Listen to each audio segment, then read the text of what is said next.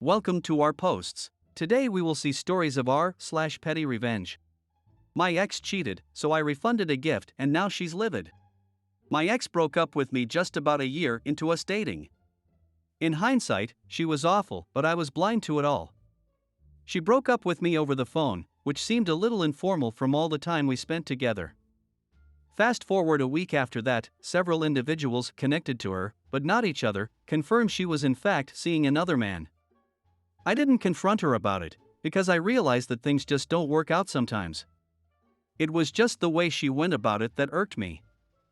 I'm old enough, late 30s, to accept that people are just buttholes, but I also felt like she was getting away with something without feeling even a bit of remorse. The breakup was the only contact, no calls or texts occurred after that over a year ago. I remembered for Christmas that I bought us, a really expensive couples massage spa package because she would always say how she wanted to do something like that. I had purchased some big package from a local place that cost roughly $600. I obviously didn't have the certificate with me. I decided to go to the spa and make up a story of how I lost the certificate. I showed them the receipt, always keep those, and showed him my credit card charge. They wound up reissuing me a gift card and canceling the other. That was over a year ago, and frankly, I forgot about it. Today I get a call from her, first contact in a year since breaking up, and she's screaming at me over the phone that the gift certificate is no good and the spa place accused her of stealing, and what a POS I was for reporting it to be such. I called the guy, he said he told her it was reported stolen. I just politely explained I didn't think she was deserving of it, and if she really wanted to, she could just have dude she was bangin', pay for new one. I then hung up. Gonna make an appointment to use that card with my new girlfriend soon. Mission accomplished. Next story. My grandma dead money in her will. So, I don't know the full story, but I do know the gist of it. My grandma raised her kids with love. She practically spoiled them, and she raised her grandkids too, me and my two sisters. Two of them, my uncle and my dad, became addicts, and the last, my aunt, became estranged. I've got tons of relatives, so I don't know if I've ever met her. If I have, I don't remember her face or name, so let's call her Little Miss J. J left without looking back, and constantly asked my grandmother for money. She hardly repaid Grandma, which was a big mistake, because, surprise surprise, my grandma was on top of every penny that she had. She was the best I've ever seen when it came to handling funds. But, 2 years ago, my grandma was diagnosed with cancer. She worked her butt off her whole life, was the strongest woman on the planet, and nobody got by without paying her their dues. Eventually, my grandma dies. In her will, she gives money to my grandpa, my dad, my uncle, me, and my sisters. Everyone in her family. But, when it comes to Jay, she says, you still owe me $14. I do not know if she actually somehow did Jay $14 in a will, or just put it in there as a little slap in the face. All Jay was worried about when Grandma died was the money, and she got none of it. I can't be prouder to have a grandma that wouldn't leave this world without the last laugh. Next story. Roommates stopped contributing, so we left them nothing. This happened during my junior year of college.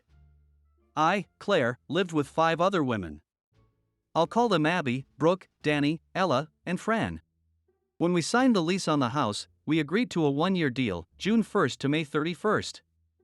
The house was off campus and unfurnished, so we needed things to make it feel like home.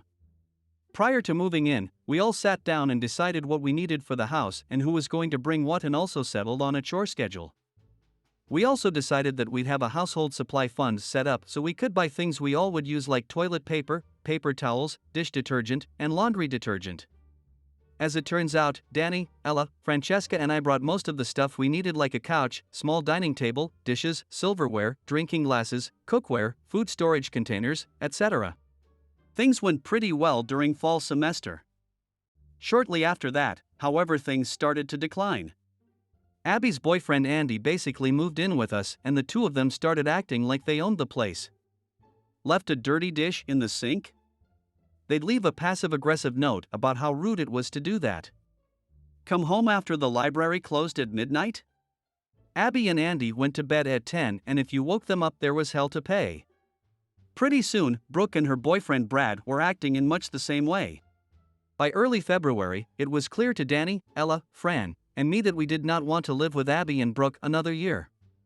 The four of us found a different off-campus place and signed a lease. We let Abby and Brooke know, and from then on, the two of them, plus their boyfriends, went from partial jerks to complete jerks. They'd do things like stop the clothes washer mid-wash, take our clothes out, dump them on the floor, and start their own laundry. They'd use up all the hot water by taking super long showers. They'd write return to sender on our mail. They destroyed flowers our boyfriends sent or brought to us. They refused packages. They stopped contributing to the shared supply fund and stopped doing chores. About a week before Memorial Day, Ella got a call from the landlord on our new place saying the previous tenants had moved out and we could move in early if we'd like at no charge. Danny, Ella, Fran, and I discussed it and decided to get out of our current house as soon as possible, but didn't tell Abby and Brooke of our plans. Memorial Day weekend rolls around and Abby, Brooke, and their boyfriends head out of town to go camping while the rest of us put our plan into action. With the help of friends, Danny, Ella, Fran, and I got all of our stuff moved out. And when I say all, I mean all living room furniture, dining room furniture, dishes, silverware, cookware, food storage containers, baking supplies, shower curtain, rugs, lamps, vacuum, broom, dustpan, etc. We also decided that since neither Abby nor Brooke had contributed to the shared household supply fund since March, the toilet paper, paper towels, dish detergent, laundry detergent, and so forth was ours, so we took all of that too. Abby, Brooke, and their boyfriends were shocked to return from their camping trip to an empty house. What made our petty revenge even sweeter was that on their way home from the camping trip, all four of them got food poisoning and were really, really sick. The scathing texts we got about moving out unannounced and taking all shared household goods, especially the toilet paper? Priceless. Danny, Ella, Fran, and I, our great friends, still get a good laugh about the situation about 12 years later. None of us have heard from Abby or Brooke since graduation. Next story. Put a lien on my neighbors for not being able to pay an illegal special assessment? I'll put a lien on your $20 million mansion. This may be the most petty thing I have ever done in my life. I'm a pretty petty person, and I also believe in malicious compliance, but this takes the cake. So I bought a condo in a building in a large city in the US about 2.5 years ago. The building has in homeowners associations that we all pay into monthly. Since I've lived here, the building has rapidly deteriorated and we have all hired an attorney for a class action style lawsuit. I'm talking broken elevators, broken rooftop AC units, the pool was empty for 4 months during the summer, etc. The people in the building are great though, and we are a friendly bunch. Last year, I took the homeowners associations to small claims court because they failed to provide financial documents that show us how our fees are being spent. As this is a legal requirement for all homeowner associations in my state, I won the case and was awarded the $30 filing fee plus $1, symbolic. I sued for documents, not money. The fact that they can't provide the docs as they are legally required to do is a separate issue, among others, including possible criming that we've hired the attorneys for.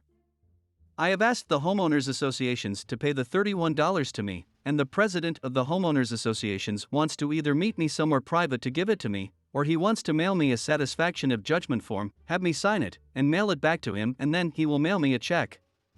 No to both. 3 days after I won the case, the homeowners associations announced that they were going to charge us all a special assessment of about $1,000 each and an increase in our monthly dues of 10%. In my state, a membership vote gets triggered if you charge a special assessment that brings the building more than 5% its yearly income, which means 51% of the owners must approve of the assessment for it to take effect. As this $$ is about 20% of our yearly income, a vote should have taken place. When we asked about this vote, the homeowners associations said that it was being made under an emergency clause, which means that the membership vote doesn't have to take place.